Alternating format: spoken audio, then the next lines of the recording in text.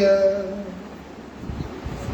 ज्ञानाञ्जनशलाकय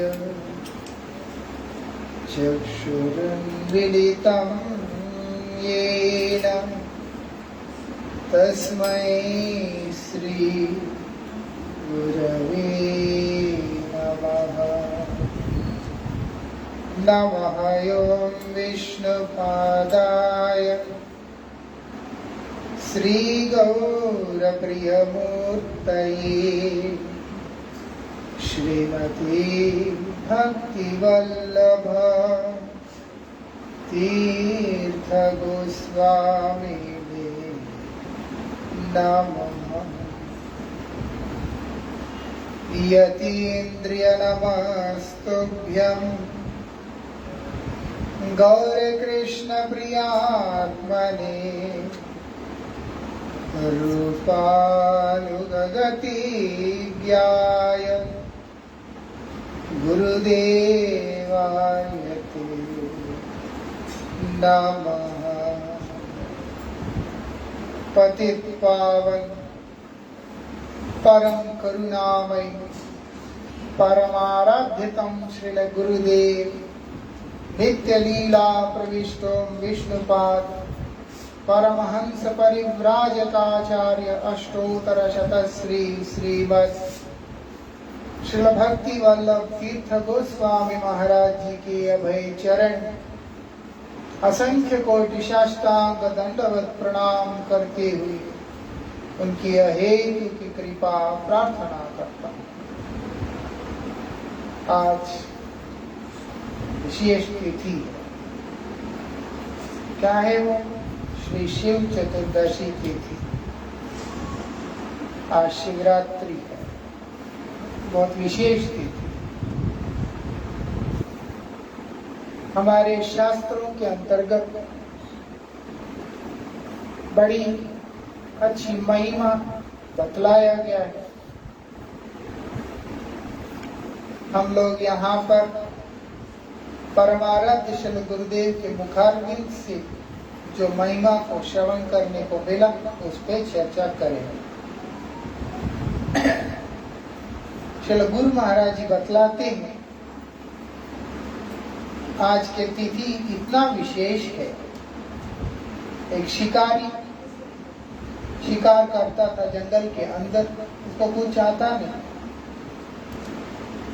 लेकिन वो जंगल में आ गया, उसको कोई जानवर ही नहीं मिलता है जिसका वो शिकार कर सके। पूरा दिन कुछ नहीं मिला। वो क्या कर रहा है? घूमते घूमते बिल्व वृक्ष के एक पत्र को उठाकर घूम रहा है। इतना थक हार गया वो कि उसके हाथ से उसी जंगल के अंदर नदी के किनारे में शिवलिंग है, उसके ऊपर गिर गया।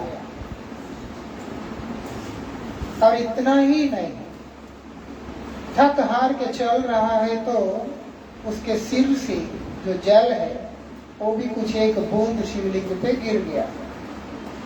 मतलब क्या है? उसका पसीना ही गिरा एक तरह से और गिर गया। बाद में उसका मृत्यु भी हो गया। क्या होता है? महादेव उसके ऊपर प्रसन्न होकर उसको अपने शिव लोक में स्थान प्रदान कर देते। शिव ऐसे ही है, परम उदार, परम दयालु है। उनको कुछ चाहिए नहीं होता। वो आशुतोष है। बड़े शीघ्रता के अंदर वो प्रसन्न हो जाते हैं। जब पांडवों के पुत्र उस शिविर में सो रहे थे, उनका रक्षा करने के लिए महादेव को वहां पर रखा था कि शिव जो है इनका रक्षा करेंगे करके, और तो कोई कर नहीं सकता। तो पांडवों के जो पुत्र हैं उनके शिविर के बाहर शिव स्वयं रखवाली कर रहे हैं। अब उनको मारने के लिए दुर्योधन को वचन देकर अश्वत्थामा आ जाता है। अब अश्वत्थामा वहां आया और वो शिव जी को देखा, अरे इधर अश्वत्थामा शिव जी का दर्शन पहले भी कर चुके। अभी अश्वत्थामा शिव को कहते हैं कि प्रणाम करके आप कृपा करके यहाँ से जाइए, मुझे इन लोगों का वध करना। शिव कहते हैं कि ये तो संभव नहीं है, हम तो इनका रक्षा करने के लिए यहाँ पर है, तुम वध नहीं कर सकते, जाओ यहाँ से। बोलते कृपा करें आप यहाँ से जाइए। बोलते नहीं होगा तो फिर तो युद्ध करना होगा। ठीक है, अब शिव से थोड़ा ना जीत सकता है, लेकिन जब युद्ध करते करते जब अश्वत्थामा थक गया, वो बगल में बेल का पेड़ पड़ा हुआ था, बेल पत्र का, उसने पेड़ को उखाड़ कर शिव जी के सिर पे मार दिया जोर से। इतने प्रसन्न हुए कि वो बोलते कि वरमान क्या चाहिए। ऐसे आशुतोष है, वो कह रहे मुझे कुछ चाहिए नहीं, आप कृपा करके यहाँ से चले जाइए बस। ठीक है, वो जान गए कि मेरे प्रभु का यही इच्छा है, इसीलिए वो वहां से चले जाते। पीछे से अश्वत्थामा अपना कार्य को संपन्न कर लेता है। कहने का मतलब है बहुत ही जल्दी प्रसन्न होने वाला है वो है महादेव। ऐसा क्यों? क्योंकि वो बलदेव जी के भक्त हैं, अनंत देव के भक्त हैं। मालूम है बलराम जी के भक्त हैं, शिव मूल में अनंत देव के उपासक हैं।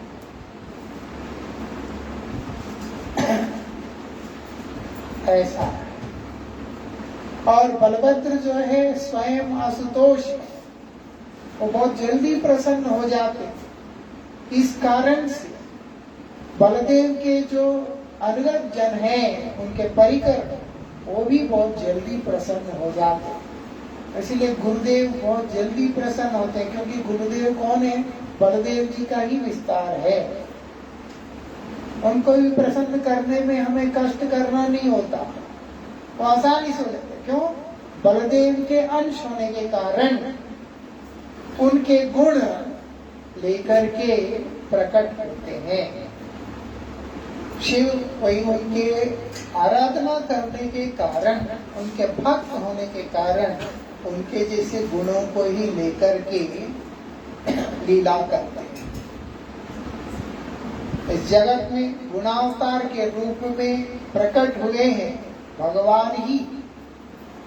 भगवान के असंख्य अवतार हैं, लीला अवतार, अंश अवतार, कला अवतार, मनवंतरावतार, युगावतार, शक्त्यावेश अवतार, और ऐसे ही गुणावतार भी है। ऐसा तो इसीलिए वो तमोगुण को अंगीकार करते हुए भगवान ही एक रूप में शिव बनकर प्रकट होते हैं। इसीलिए शिव कौन है? भगवान का विकार ही है, मतलब उनका एक दूसरा रूप है वास्तविकता, इसके अतिरिक्त और कुछ नहीं। इसीलिए यहाँ पर इस बात को बतलाया।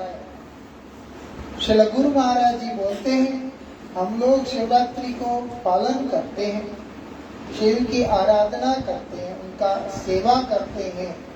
किस लिए? बोलते शिवलोक में जाने के लिए। बोलते नहीं, भक्तों का वांछित स्थान शिवलोक नहीं है, लेकिन शिव कृपा के बिना भगवत कृपा नहीं मिल पाता है। इस कारण से उनसे कृपा प्रार्थना किया जाता है। ऐसे श्री गुरु महाराज जी बतला रहे हैं महादेव का कृपा, क्योंकि वो कौन है? वो वैष्णव श्रेष्ठ है, गुरुदेव है। इस कारण से उनका कृपा हमको भगवत कृपा प्रदान करने वाला होता है। वहां पर बताया भागवत जी के अंतर्गत निम्न गा यथा गंगा देवानाम अच्युतो यथ वैष्णवानाम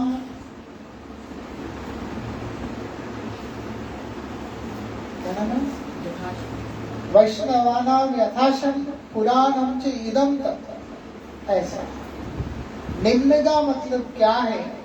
प्रवाह जिसका है, बहने वाले तरल पदार्थों में सर्वश्रेष्ठ है माँ गंगा।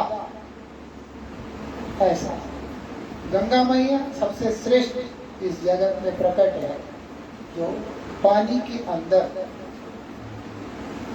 और उसके बाद जितने भी देव हैं उनमें से श्रेष्ठ कौन है?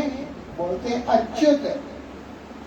बाकी जितने भी देव हैं वो लोग च्युत होते हैं, लेकिन भगवान श्री कृष्णचंद्र वो अच्युत हैं।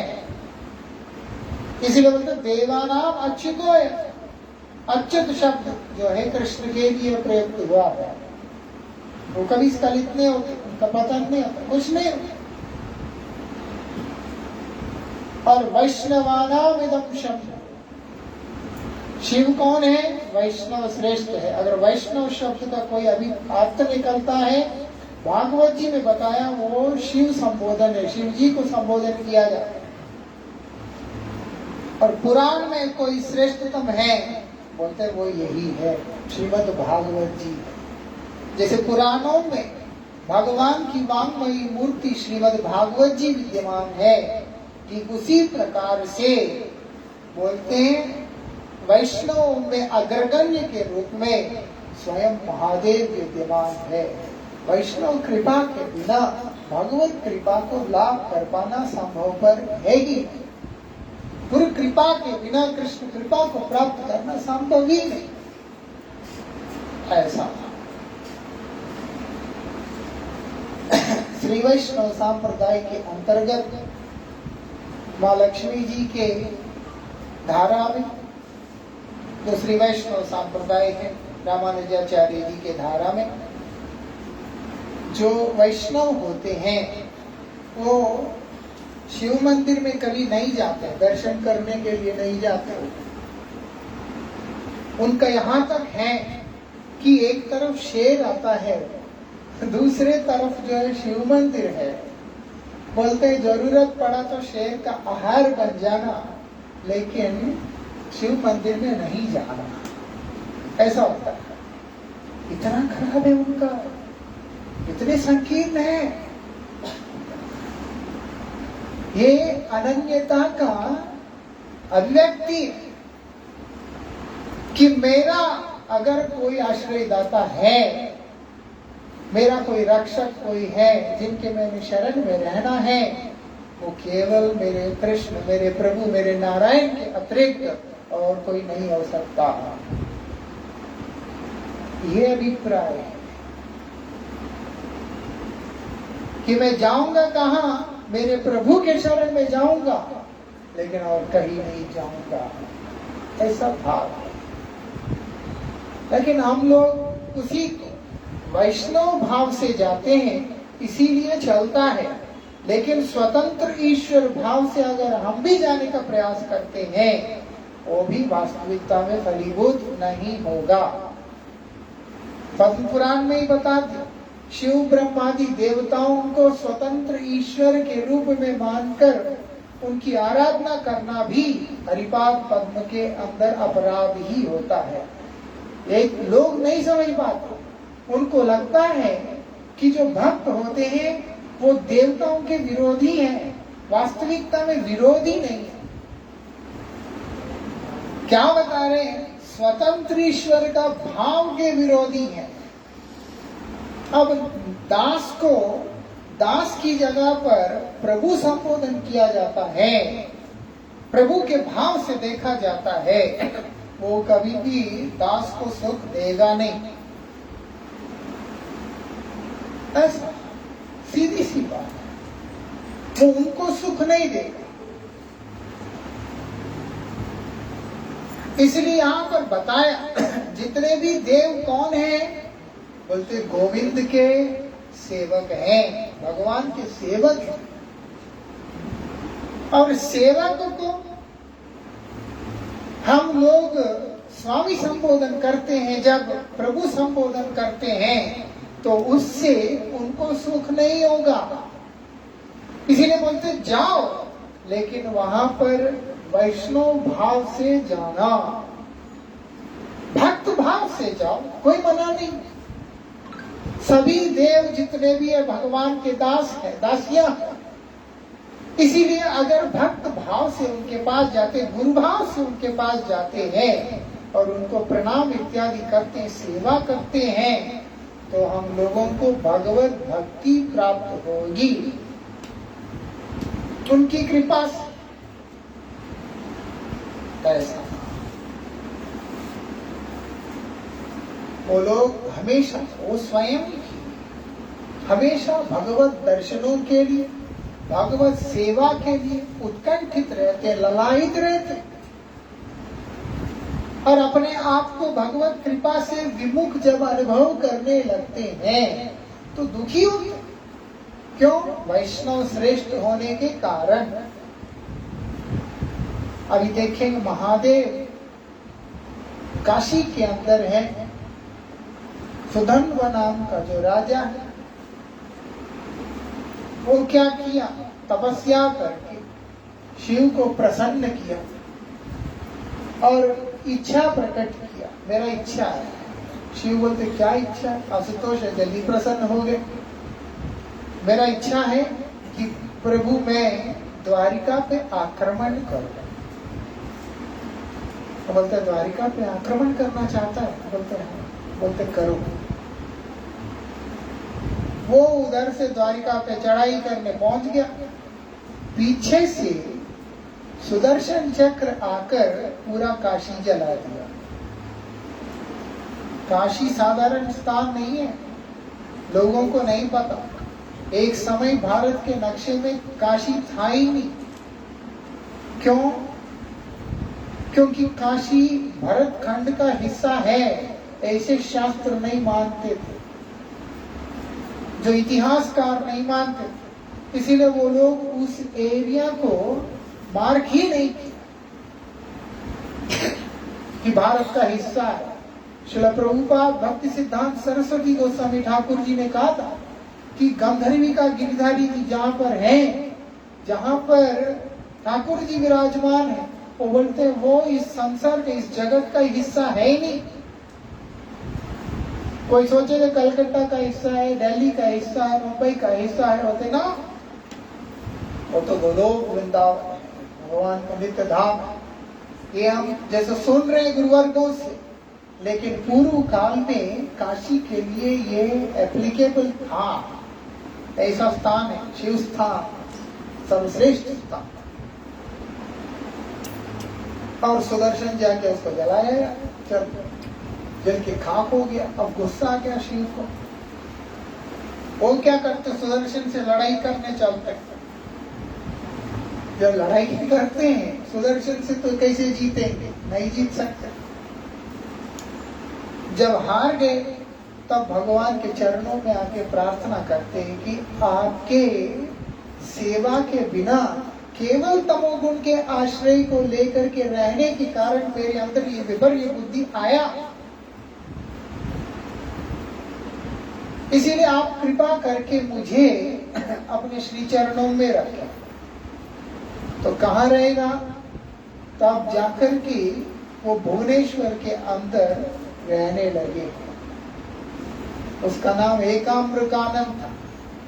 कानन मतलब है जंगल, एकाम्र मतलब केवल मात्र आम का बागान हुआ करता था वो पूरे जंगल के अंदर। उसके बीच में जाकर के शिव वहां पर रहने लगे।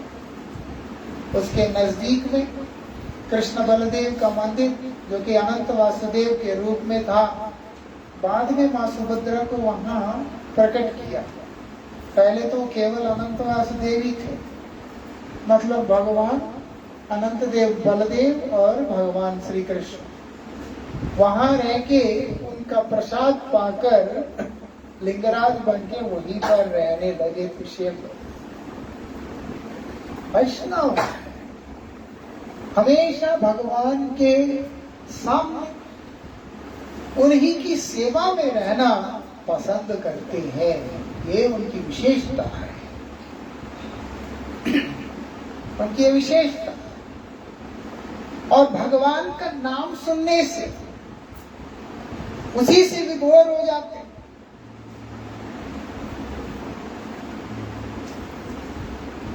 हमारे पूर्वाचार्य श्रील रूप गोस्वामी पाद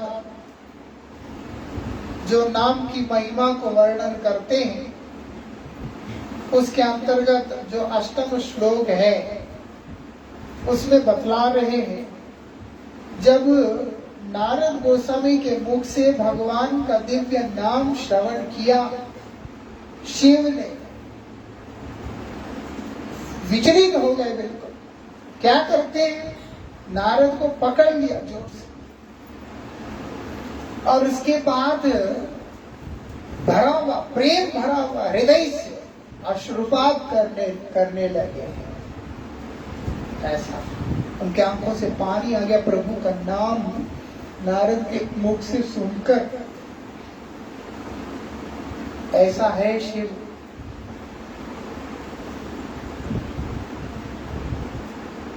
कौन है वो?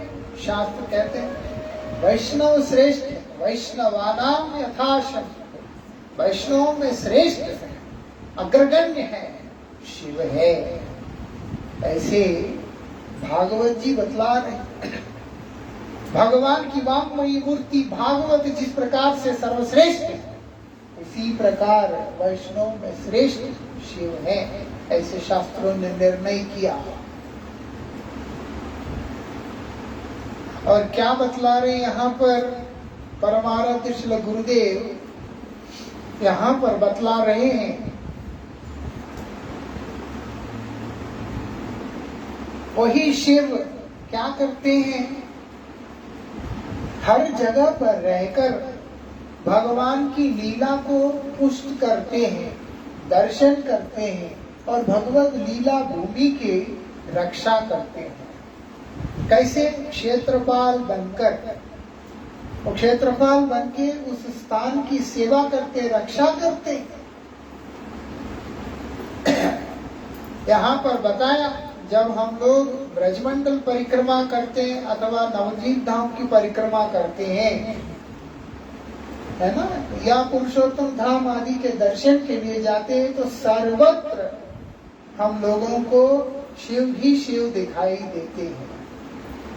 पुरी जाते जम्बुकेश्वर शिव है, मार्कंडेश्वर शिव है, ये सब वहां पर क्षेत्रपाल बन के बैठे हुए। जब नवद्वीप धाम जाते हैं तो गोत्रुम के अंदर हरिहर क्षेत्र में शिव बैठे हुए, अलकनंदा के किनारे में वहां पर वो बैठे हुए। श्री चैतन्य मठ मायापुर के अंदर श्रील प्रभुपाद ने क्षेत्रपाल के रूप में शिव को स्थापना किया। वहां पर बेलपुकुर के अंदर वहां पर भी शिव वहां पर भी विद्यमान है। ऐसा सब जगह पर शिव विराजमान है। और ये बता रहे कि हमारे कृपा के बिना तुम उस क्षेत्र में प्रवेश कर ही नहीं सकते। वही वृंदावन के अंदर भगवान श्री राधा गोविंद देव जी के जो रास आदि जो विलास है भक्तों के साथ, श्री राधिका आदि गोपियों के साथ जो रास कर रहे हैं वंशीवट के अंदर, उसी वंशीवट की लीला के अंदर प्रवेश पाने के लिए स्वयं महादेव क्या करते हैं, गोपी रूप को धारण करके उसके अंदर पहुंच जाते हैं। आप देखो, गोपी रूप धारण करके पहुंच जाते हैं उसके अंदर वंशीवट में। लक्ष्मी जी को प्रवेश नहीं मिला, वो बेलवन में बैठी हुई वृंदावन की तरफ हाथ जोड़कर। क्यों? क्योंकि वो गोपियों का अनुगत करने के लिए तैयार नहीं है। लेकिन महादेव को वो कोई लेना देना नहीं, उनको केवल उनके प्रभु के साथ में मिलना है। इतना ज्यादा उसके आवेश में है, उस प्रेम में है, क्या करते हैं, गोपी रूप धारण करके बंशीवट में घुस जाते हैं। बेचारे अंदर तो चले गए। अब शिव को तांडव आता है। शिव को तो गोपियों की तरह हाव भाव करके नृत्य करना तो आता नहीं। शरीर तो बदल लिया, अंदर तो शिव है। उनको तांडव आता है, और इतना अद्भुत तांडव कर सकते हैं, वो अलग बात है। शिव का यही है, खुश हैं तो भी तांडव करेंगे, दुखी हैं तो भी तांडव करेगा। दुखी मतलब थोड़ा सा आवेश आ गया तो भी तांडव करेगा। और जब खुश हैं तब अच्छा लगता है, सबको खुश होता है सारे। जब वो क्रोधित हुए हैं और अब नाच रहे हैं तो फिर सारे ब्रह्मांड कांपने लगते हैं। उनको और यही आता है। जब वो बंशीवट में जाके नाच नहीं पा रहे गोपियों के हिसाब से, सब देख रहे नई गोपी कोई घुस गया इधर, सब देख रहे कि तो कोई नई गोपी आ गई इधर। क्योंकि सबका एक है ना, एक जैसे जैसे नाचना होता है, एक हाव भाव के साथ में ऐसे चलता है लीला। ये सबसे अलग चल रहे हैं। बोलते कौन है, जाके देखा तो वो स्वयं महादेव है। सब पूछते कौन है, तब श्याम सुंदर कहते हैं महादेव। भगवान की उस लीला के प्रति उनका इतना आसक्ति है, इसीलिए वो उस लीला के दर्शन और प्रवेश के लिए भगवान की कृपा से गोपीश्वर बनकर वहीं पे बैठ गए बंशीवट की ओर मुख करके, और सब समय उनकी उस लीला का दर्शन करते रहते हैं, पान करते होते हैं। ऐसा इतना प्रिय है भगवान का। इसलिए भगवान बोलते कोई अगर शिव विरोधी है, वो अपने आप को मेरा भक्त भी कहेगा, मैं उसको स्वीकार नहीं करता हूं।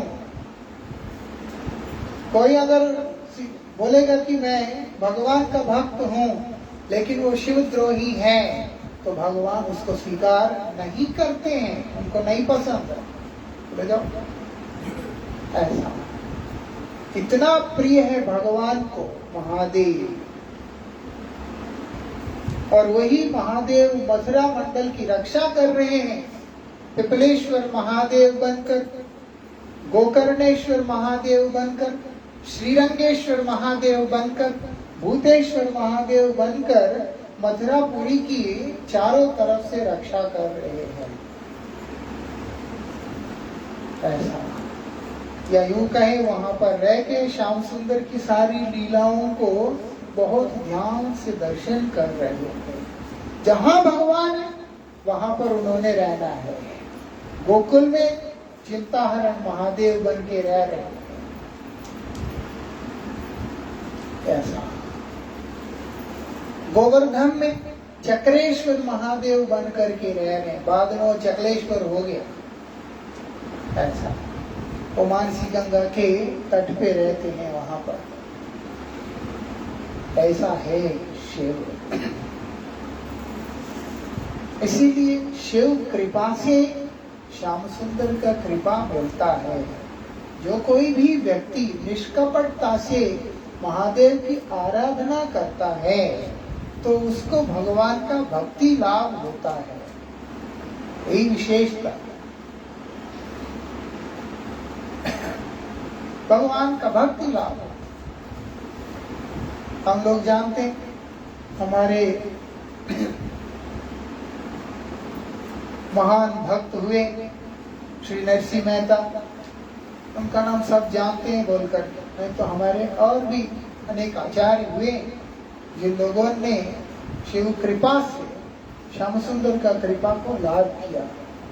ऐसा नरसिंह मेहता जी इतना ज्यादा साधन किया, भजन किया, शिव का सेवा की, प्रसन्न हो गया। तो बोलते क्या चाहिए बोलो, तुमको क्या वर मांगता है। वो क्या कह रहे हैं कि आप कुछ अपने हृदय का जो वस्तु है वो आप मुझे दे दीजिए। और नरसिंह मेहता को लाकर शिव ने भगवान के श्री चरणों में सौंप दिया। तब से वो भगवान के भक्त बने। क्यों? वो बोलते मेरा तो भगवान के अतिरिक्त और कोई प्रिय है ही नहीं, इसलिए वो अगर प्रसन्न होते हैं तो भक्ति प्राप्त होती है। ये विशेषता है। वो अगर प्रसन्न तो भक्ति प्राप्त होती, और अगर उनको अप्रसन्न किया तो भगवान कभी क्षमा नहीं करते। भगवान क्षमा नहीं करते, भगवान नहीं पसंद करते स्वयं। ऐसा क्या बोल रहे हैं यहाँ पर?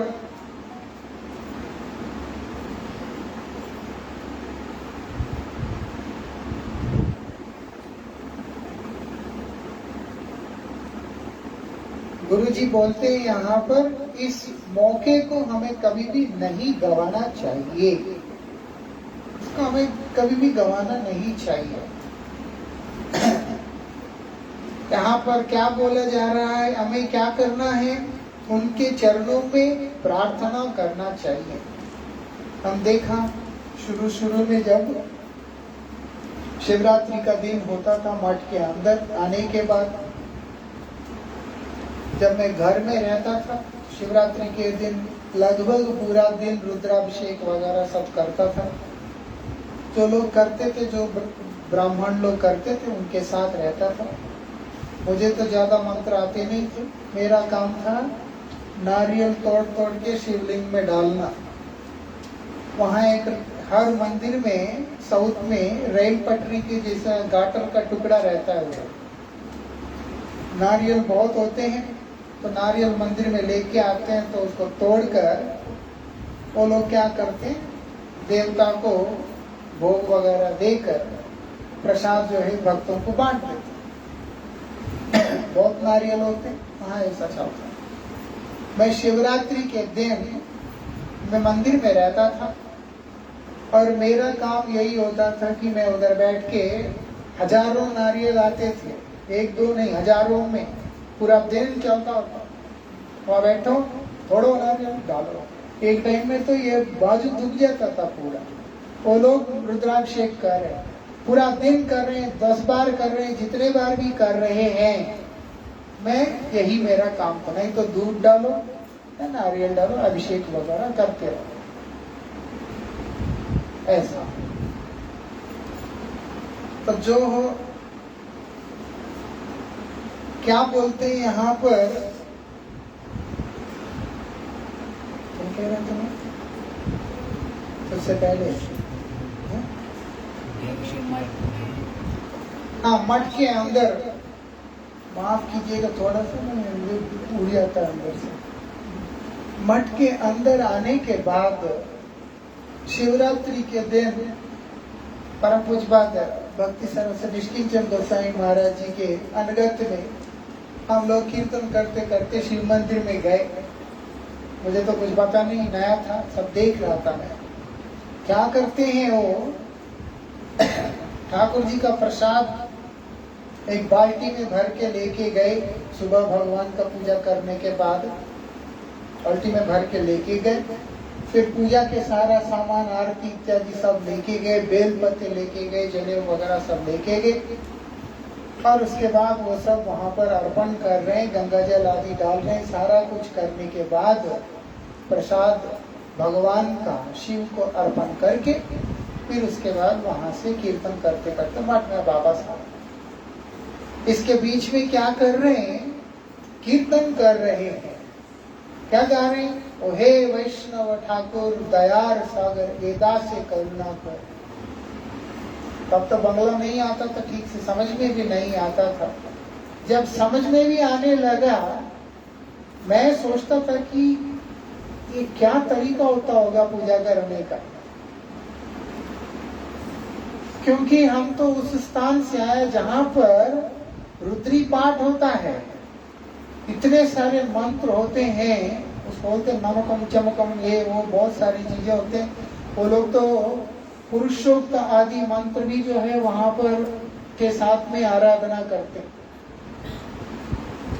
इतने सारे मंत्र होते हैं, इतनी सारी पूजाएं होती हैं, इतना कुछ होता है। मैं सोच में था कि ये क्या है। बाद में समझ में आया, गुरुदेव से, वैष्णव से हरि कथा श्रवण करने के बाद, कि वो प्रार्थना से ही प्रसन्न होते हैं। और कौन सी प्रार्थना? कि भक्ति की याचना की प्रार्थना। भक्ति की याचना की प्रार्थना से वो प्रसन्न होते हैं। स्वतंत्र ईश्वर भाव से उनकी स्तुतियां करने पर वो प्रसन्न नहीं होते हैं। अच्छी बात है, करना कोई खराब नहीं, करने वाला व्यक्ति शिवलोक में जाता, लेकिन वास्तविकता में उनकी अगर प्रसन्नता की हम कामना करते हैं तो शास्त्र बतलाते हैं, हमारे आचार्य बतलाते हैं, उनसे प्रार्थना करो।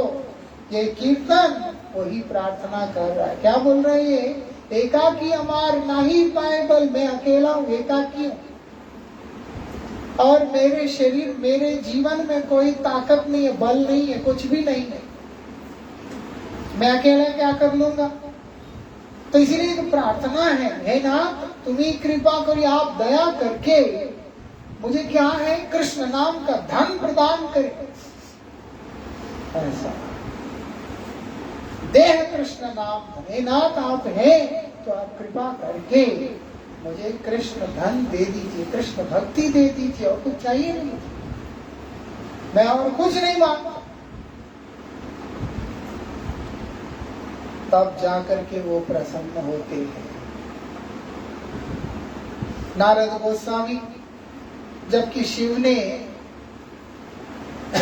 माँ पार्वती को अपना आधा हिस्सा देकर अर्धांगी बना लिया, ये अर्धांगी जो है शिव के बाद शुरू हुआ, उन्होंने अर्धांगी बनाया, ठीक है ना। आधा शिव है, आधा पार्वती है। अभी हर चीज का आधा, लेकिन शिव इतने उसमें है, आनंद में, कि नारद गोस्वामी भगवान का अवशेष प्रसाद, महाप्रसाद लाके शिव को सौंपा। उन्होंने बिना किसी विचार के ही उसको ग्रहण कर लिया, क्योंकि शास्त्र तो वैसे भी बोलते प्राप्त मात्रेण भोक्तव्यम, जैसे ही भगवान का प्रसाद हाथ में आता है उसको उसी समय खा लेना चाहिए। ऐसा शिव ने तो खा लिया, वो भूल गए हैं। और माँ पार्वती ने पूछा कि इतना आनंद किस बात का, और नाच भी रहे, नृत्य कर रहे। वो माँ पार्वती पूछ रही कि इतना आनंद किस बात का, वो कह रही है कि मुझे भगवान का प्रसाद मिला, मुझे मेरे लिए कहा है, वो तो मैं खा गया, बोले जाओ। वो गुस्सा हो गई। जो उनका ऐसा है, उनका हिसाब इस प्रकार से, तो इसीलिए यहाँ पर क्या बोल रहे हैं, उनसे प्रार्थना करना होता है। क्या प्रार्थना करना होता है? कि आप कृपा करके भगवान श्री राधा कृष्ण के श्री चरणों की भक्ति मुझे प्रदान करें। ऐसा कहीं पे भी जाएं, यही प्रार्थना करना कि मुझे मेरे श्याम सुंदर के चरणों में रति हो, ऐसा मुझ पर कृपा करें। और विशेष करके अगर हम लोग शिव स्थान में जाते हैं तब तो ये बात पक्की तरीका से करना चाहिए। उनकी कृपा हम लोगों को भक्ति प्रदान करती है।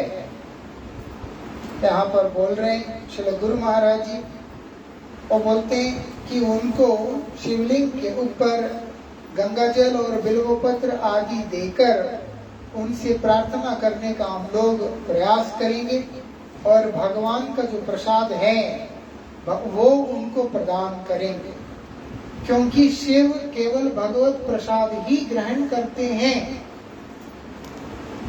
ऐसा भगवत प्रसाद ही ग्रहण करते हैं।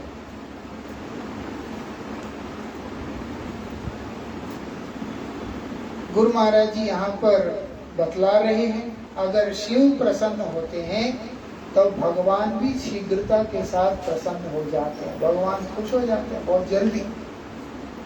ऐसा क्यों? भगवान भक्त के हृदय का धन होते हैं। भक्त जिस प्रकार से भगवान को अपना प्राण मानते हैं, भगवान भी अपने भक्तों को अपने प्राण मानते हैं। ऐसा भगवान ऐसे नहीं है। भगवान ही एक ऐसे, इस संसार में हमने किसी को अपना प्राण समझा, वो हमारे जिंदगी को पूरी तरह से निचोड़ लेते, समाप्त कर देते हैं, कोई कसर नहीं छोड़ते। यही संसार का रीति। लेकिन भगवान ऐसे नहीं है। कोई भगवान के चरणों में हाजिर होकर, उपस्थित होकर अगर प्रार्थना करता है कि मैं आपका हूं, आपके शरण में हूं, आप कृपा करें, तो भगवान उसको अपना लेते, भगवान उसको छोड़ते नहीं है। और अगर कोई व्यक्ति भगवान से पहले भगवत भक्तों के पास जाएगा, तब तो भगवान अत्यंत शीघ्रता के साथ उसको स्वीकार कर लेते हैं। ऐसा स्वयं महादेव ही मां पार्वती को बोल रहे हैं। ऐसा क्या बोल रहे हैं? आराधना नाम अपि सर्वेशाम विष्णु आराधनम परम। जो आराधना है उसमें सबसे श्रेष्ठ आराधना अगर किसी की है, वो विष्णु की आराधना है। दुखी हो गई माता, तो ये क्या किया मैं तो हमेशा आपकी पूजा करती रही, आप बोल रहे हैं कि भगवान विष्णु की पूजा सबसे ऊपर है, फिर तो मेरा इतने दिन का पूजा तो वेस्ट चला गया। तब वो उनसे कह रहे हैं, तस्मात् परतरम देवी तदीयानाम समर्चन। ऐसा क्या बोलते हैं? उससे भी श्रेष्ठतम अगर कुछ है, वो क्या है? वो भगवान के जो अत्यंत प्रिय है, उनके तदीय वस्तु है, उनके हृदय का वस्तु है, उनके सबसे प्रिय वस्तु है, उसकी समाराधना वो उससे भी श्रेष्ठ है, परतर है, श्रेष्ठ है। ऐसे शिव बोल रहे हैं,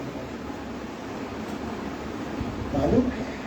इसीलिए वृंदा देवी की उपासना कोई करता है, वो बहुत भाग्यशाली होता है। कोई गोमाता का सेवा करता है, वो बहुत भाग्यशाली होता है। जो भगवान के धाम का सेवा करता है, भाग्यशाली होता है। और जो भगवत भक्तों का सेवा करता है, मतलब गुरु वैष्णव का सेवा करता है, वो परम सौभाग्यशाली होता है।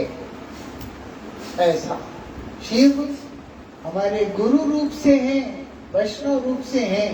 इसीलिए अगर हम उनके पास जाते हैं, उनकी सेवा करते हैं, तो निश्चित रूप से शिव तो प्रसन्न होंगे ही होंगे, भगवान भी प्रसन्न होंगे, भगवान भी प्रसन्न होंगे। ये विशेषता है। इसीलिए हमें क्या करना चाहिए? उनको प्रसन्न करने का प्रयास करना चाहिए। तब हमारे मनोवांछित जो वस्तु है वो हमको प्राप्त हो जाएगा, वो हमको मिल जाएगा। ऐसा कितने महान है शिव, आप चिंता करके देखोगे। जब शिव क्या करते हैं? अपने धाम में बैठे हुए, अपने धाम में बैठे आराम से, यहाँ पर देवता और असुर दोनों मिलकर मंदराचल पर्वत को लेकर के आते हैं और उसको भगवान कूर्म रूप धारण करके अपने पृष्ठ भाग के ऊपर उसको खड़ा कर लेते और वासुकी सर्प को लेकर के आते हैं और उसके बाद उसका मंथन शुरू करते हैं, समुद्र मंथन शुरू करते हैं। ऐसा जब समुद्र मंथन शुरू करते हैं अमृत को पाने के लिए, उस समय सबसे पहले वहां पर भयंकर जहर निकलता है, हलाक। बात है कि कोई भी साधन के अंतर्गत सीधा सिद्धि लाभ नहीं होता, बहुत संघर्ष होता है। उस संघर्ष को देख करके अगर हम भयभीत हो जाते हैं तो हमें कभी भी किसी भी कार्य में सफलता नहीं मिलेगा। अरे बड़ा मुश्किल है, कठिन है, ऐसा है, ऐसा है, फिर तो कहाँ हमारा लाभ होगा। ऐसा आगे बढ़ना होता है, एक बार एक बार चलना होता है, मालूम है? हम डर जाते हैं। नहीं तो अपने अपने अंदर के विकार अथवा अपने अंदर की जो कमजोरियां हैं उसको हम अपने पे हावी कर लेते हैं, है ना? सब ऐसे तब कई होते हैं ऐसे। चाय छोड़ना मुश्किल है बाबा जी, क्या चीजें छोड़ दी थी, चाय बेकार की चीज। लेकिन उस कमजोरी को हम सामना नहीं कर पा रहे, वो सबसे बड़ी विडंबना है। चाय पीने से ज्यादा विडंबना है उसको छोड़ने के सामर्थ्य हमारे अंदर ना होना। एक चीज को हम नहीं छोड़ सकते, इसी हम लोग फंसे हुए। प्याज तो मुश्किल है, वहां समस्या प्याज नहीं है, उस प्याज को ना छोड़ पाने की जो कमजोरी जिसने हमें दबा के रखा हुआ है वो सबसे बड़ी समस्या है। ऐसा, लेकिन वहां कार्य करनी है या जीवन के अंदर आगे बढ़ना है तो बहुत सारी चीजों का त्याग करना पड़ता है। सबसे पहले तो अपने मन को ही मार देना होता है। जो अपने मन को मार लिया, संकल्प विकल्प वाली स्थिति से ऊपर उठ गया, उसी का अंतःकरण में भगवान का प्रादुर्भाव होने के लिए सब अनुकूल बन जाता है। मैं द्वंद्व में रहूं फिर उसके बाद किसी काम का नहीं, ये बात है। जो हो यहाँ पर अमृत के लिए खड़े हैं देवता और असुर, निकलता है भयंकर हालाहल। जैसे ही हालाहल निकला, ना देवता टिक पा रहे हैं ना असुर टिक पा रहे हैं, कोई नहीं टिक पा। क्या करेगा अभी? भगवान एक रूप में ऊपर पर्वत के ऊपर बैठे, एक रूप में कूर्म रूप धारण करके नीचे बैठे, बीच में पर्वत है और एक क्षीर सागर का मंथन चल रहा है। क्या करेगा अभी? बोलते ये हालाहल को पीना पड़ेगा और कोई उपाय नहीं, पीना पड़ेगा इस हालाहल। बोले कौन पिएगा भैया? किसको बोलेंगे जाके तुम जहर पी लो? ये भी है। बोले चिंता मत करो, शिव को बुलाओ, महादेव को बुलाओ। तो महादेव को बुलाओ, हाँ। तो उनके पास जाके प्रार्थना किया कि आप ही हमारा रक्षा कर सकते हैं, आप ही उस संकट से हमें निकाल सकते हैं। उन्होंने देखा कि भगवान का आदेश है, भगवान का इच्छा है। देवताओं के पुकारने पे नहीं किया उन्होंने, मेरे प्रभु का इच्छा है। वो चाहते हैं कि मैं इस हालाहल को पान करूं। इस कारण से वो वहां पे पहुंचकर भगवान को प्रणाम करके अंजलि भर के उस हालाहल को ग्रहण करते हैं और पी जाते हैं। उनको पी जाते हैं क्या करके? अच्युतानंत गोविंदा करके भगवान का नाम उच्चारण करके उसके बाद उसको पान कर लिया।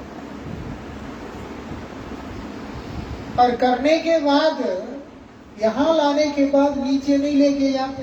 क्यों? क्योंकि मेरे हृदय में तो मेरे प्रभु हैं। मैं उस स्थान के नजदीक में इसको लेके कैसे जा सकता हूं? हृदय में तो मेरे प्रभु हैं, उनको तो मैं उनके पास तो लेके नहीं जा सकता। इसीलिए उन्होंने उसको कंठ में ही रख लिया। ऐसा हालाहल विष का कंठ में रहने से उनका कंठ पूरा नीला पड़ गया और वो बन गए नीलकंठ महादेव। ऐसा नीला पड़ गया, पूरा नीला। और उस गौर रात्रि के दिन क्या कर रहे हैं? वहां पर शिव के आगे भगवान का नाम का कीर्तन कर रहे हैं। वो ताप है तो अभिषेक आदि तो कर ही रहे, लेकिन वहां पर ऐसा नहीं। अभी जो है, अभी तो छोड़ो, जब हमारा बचपन में शिवरात्रि के रात्रि जागरण में बहुत कम लोग होते थे, पूजा पाठ करते थे अथवा जाप आदि किया करते थे।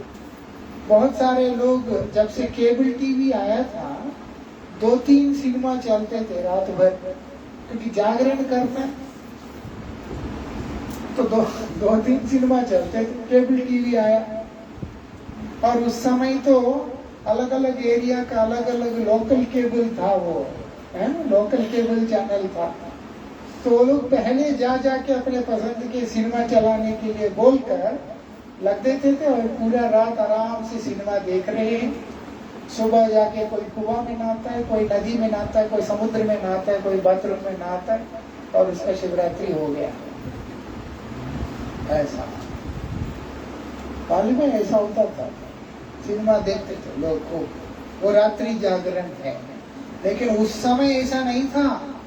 उस घोर रात्रि के अंदर शिव का अभिषेक हो रहा है, उनको ठंडा करने के लिए, शीतल करने के लिए, और साथ में भगवान का नाम का कीर्तन चल रहा था। भगवान का नाम के साथ में जाकर उनका वो ताप शांत हुआ। ऐसा इसीलिए भागवत जी में वहां पर बता व्यास जी महाराज ने क्या बोलते हैं, तुलना करके बता रहे, मतलब समझाने के, जो शिव नहीं है वो अगर इन तत्वों को श्रवण करने का प्रयास करेगा तो वो निश्चित रूप से अपना सर्वनाश कर लेगा। मतलब जो हालाहल पी सकता है वही इस तत्वों को समझ सकता है। पहले हालाहल पीने की योग्यता तो अपना लाओ, उसके बाद इस चीज को समझना। ऐसा शिव की तरह, शिव का उपमा देकर वहां बतला रहे, जो शिव नहीं है वो बोलते वो इस चीज को कभी भी श्रवण ना करे। कौन सा? राजपंचाध्याय के बारे में वहां पर बताया। आजकल पढ़ना फैशन हो गया, कई लोग पढ़ते हैं, लेकिन स्वभाव के अंदर शिव क्या है, कुत्ते जैसा भी स्वभाव नहीं होता उन लोगों का।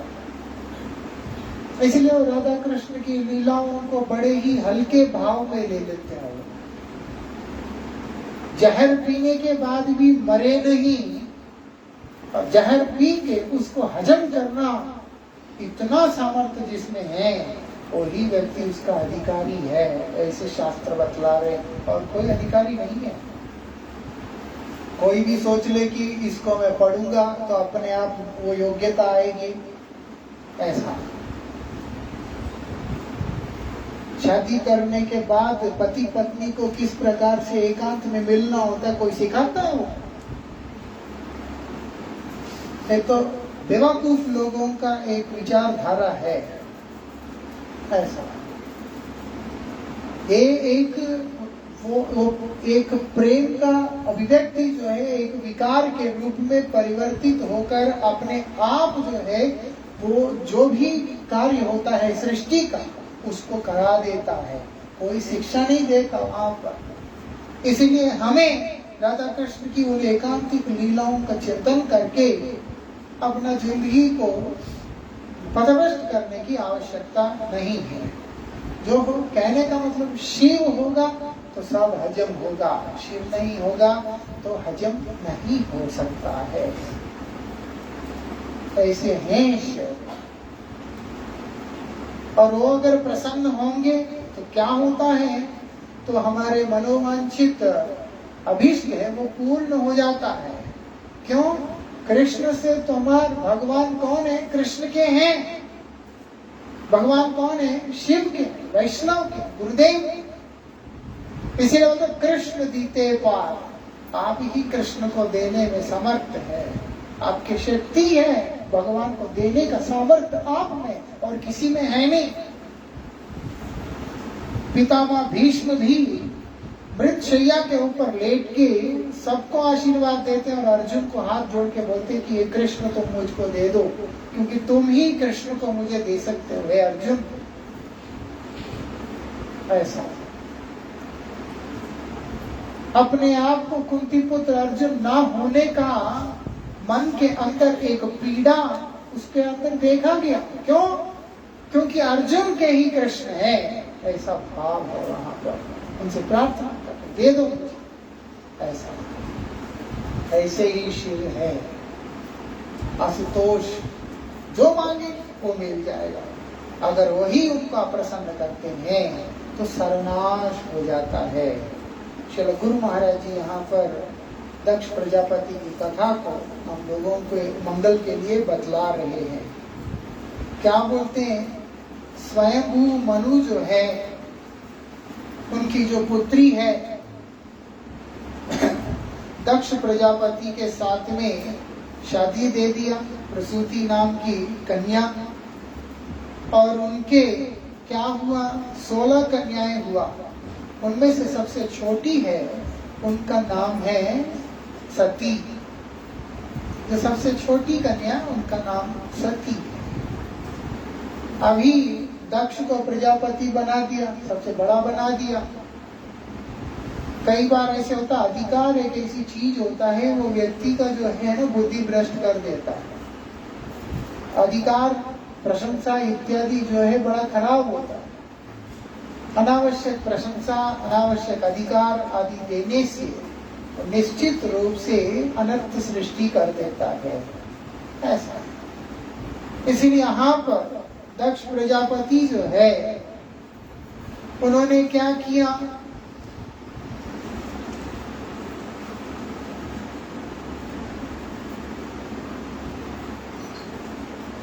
दक्ष प्रजापति ने वशिष्ठ आदि के साथ में मिलकर, मारीच आदि के साथ में मिलकर उन्होंने बहुत बड़ा एक यज्ञ का अनुष्ठान किया, लेकिन जिसमें तमाम देवताएं आमंत्रित हैं, लेकिन शिव का उसमें निमंत्रण नहीं है। शिव को नहीं बुलाया और ना ही सती को बुलाया, क्योंकि सती जो है शिवानी है, शिव की पत्नी है, इसलिए उनको बुलाया है। अब क्या होता है, यहाँ पर यज्ञ चल रहा है, उसमें माँ सती देखती है कि उनकी सारी बहनें जा रही है, सब जा रहे हैं। उनको पता चल गया क्या हो रहा है, बोलते यज्ञ चल रहा है। तो शिव के पास जाके कहती है कि मुझे मेरे पिता के यहाँ होने वाले यज्ञ में जाने का अनुमति दे दीजिए। वहां पर आप देखेंगे शिव ने इस बात को कहा, क्या बोलते हैं, बिना निमंत्रण के, तो बोलते पिता के घर भी नहीं जाना है। ऐसा वहां पर है, तुमको आने के लिए निमंत्रण तो किया नहीं, तुम मुंह उठा के जाएगी, ठीक नहीं। बहुत प्यार से समझाया। ऐसा माताओं का एक विशेष गुण होता है, वो लोगों ने जो सिद्धांत बना लिया होता है उसके बाद उनका विचार को जो है कोई भी नहीं बदल सकता है। उनको लगता है कि ये सही है, सो सही है, ऐसा। और उनको ऐसा लगता है कुछ नहीं होता, कोई नहीं। आदमी जो ढीठ होता है कि नहीं, वो अकड़ता है, ये बोलता कुछ नहीं करके, लेकिन मानना नहीं है। और उसके दुष्परिणाम भी ऐसे निकलते। भगवान शिव ने कहा कि देखो, परीक्षा नहीं लेना चाहिए, जाना नहीं चाहिए, लेकिन फिर भी माँ सती जो है राम जी की परीक्षा लेने पहुंच गए, वहां सीता बन के बैठ गए, तो सुनना नहीं होता ऐसा। और आजकल तो बहुत देख रहा हूं मैं, गड़बड़ होता है, बाद में आके फिर रोते। चलो हमारा वो प्रसंग नहीं है, लेकिन समझना क्या हुआ। वो भी वहां पर माँ सती बोले पिता का घर है, बहनें जा रही है। शिव बोलते हैं देवी नहीं जाना ही उत्तम है। नहीं, पिता के घर में निमंत्रण चाहिए होता क्या, जाने दीजिए। शिव ने देख लिया कि ये तो माननी तो है ही, कोई बात नहीं। उन्होंने नंदी और भृंगी को बोला कि साथ में जाओ, ध्यान से लेके जाना। ठीक है, माँ सती वहां पर पहुंच गई। जब वहां पहुंच गई, कोई उनसे बात नहीं कर रहा है, क्योंकि दक्ष प्रजापति को मंजूर नहीं है, वो शिव विद्वेषी है। और ये शिव की पत्नी है, इसीलिए ये भी मंजूर नहीं है, खुद नहीं बात कर रहे। अब दक्ष प्रजापति है, इतना बड़ा है, इसीलिए बाकी उनकी पत्नी और बेटियां, दामाद वगैरह कोई उनसे बात नहीं कर रहा है। यहाँ तक कि पूरा ऋषि समाज भी माता से बात नहीं कर रहे हैं, क्योंकि दक्ष से डर है, ओपोजिशन है, कोई नहीं बात कर। ये अकेली है वहां पर। ये फिर भी पिता के पास जाती है तो केवल भर्त्सना मिलता है, तिरस्कार मिलता है, अपमान मिलता है। और वो भी उनका अपमान नहीं किया, शिव का अपमान किया, शिव का अपमान किया। और ऐसी विचित्र बात है, जब शिव का अपमान किया कोई हंस रहा है और कोई दाढ़ी हिला रहा है, ये सब भी हुआ सुन के, मतलब हम आपसे सहमत हैं इस तरीका से। और माता सती ने संकल्प किया, और थोड़ा प्रसंग लंबा जाएंगे। माता सती ने वहां पर संकल्प किया, ये जो शिव विद्वेषी हैं दक्ष, जो प्रजापति, इनके पुत्री के रूप में मैं अपने शरीर को और नहीं रख सकता, दाक्षायणी होकर के मैं नहीं रह सकता। इसलिए उन्होंने योगाग्नि को प्रकट करके अपने शरीर को वहीं पे समाप्त कर दिया, वो अपनी लीला को संवरण कर दिया, क्योंकि उनको पता है कि मेरे नाथ को तिरस्कार करके मैं आई, मैं स्वयं ही एक दोषी हूँ। अब मैं अपने प्रभु की निंदा सुना, उसके बाद ये जीवन को धारण करने का कोई अर्थ नहीं है बोलकर उन्होंने विचार किया कि ये शरीर को अब समाप्त कर देना, और कर भी दिया। पीछे से महादेव को क्रोध आ गया, तो हो गया। फिर नंदी और भृंगी को आदेश किया कि पूरा ध्वंस करके आओ। क्या हुआ?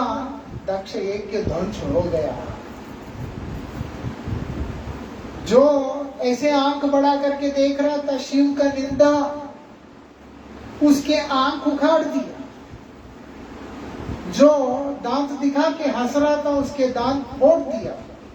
जो दाढ़ी हिला रहा था ऐसे करके उसके दाढ़ी उखाड़ दिया। जो कान से सुन रहा था उसका कान काट दिया। ऐसा हाल कर दिया वहां पर।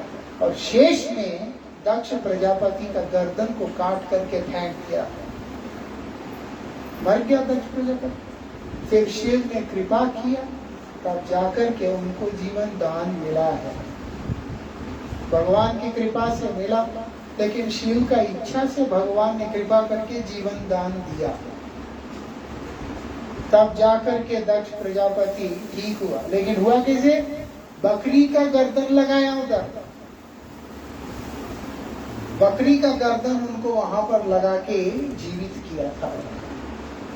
तो ये बात है, शिव विद्वेष जो कोई भी करता है उसका केवल नाश ही होता है, लेकिन शिव की आराधना जो कोई भी करता है उसको भगवान का कृपा, भगवान के चरणों का भक्ति प्राप्त होता है। लेकिन स्वतंत्र भाव से आराधना करने से स्वयं शिव भी उसके ऊपर प्रसन्न नहीं होते हैं। वो स्वयं अपने प्रभु की सेवा करने के लिए अनेक रूपों में अवतीर्ण होकर सेवा को कर रहे होते हैं। ये बात है। आज जो श्री चतुर्दशी तिथि है, उनकी प्रसन्नता इसी में कि हम हरिनाम करें। जो लोग रोज नियम से हरिनाम करते हैं, सेवा करते हैं, परंपरा के आश्रित हैं, महादेव उनके ऊपर हमेशा ही खुश रहते हैं। उसके लिए रोज शिवरात्रि है, उसके लिए अलग से शिवरात्रि एक दिन का कुछ नहीं है, उसके लिए तो रोज ही शिवरात्रि है। शिव उसके हैं और उसके ऊपर प्रसन्न ही रहते हैं, और उनकी कृपा लेकर उन्हें जीवन सार्थक करना चाहिए। अच्छा कृपा से पतितानां पावनेभ्यो वैष्णवेभ्यो नमो नमः। हरे कृष्णा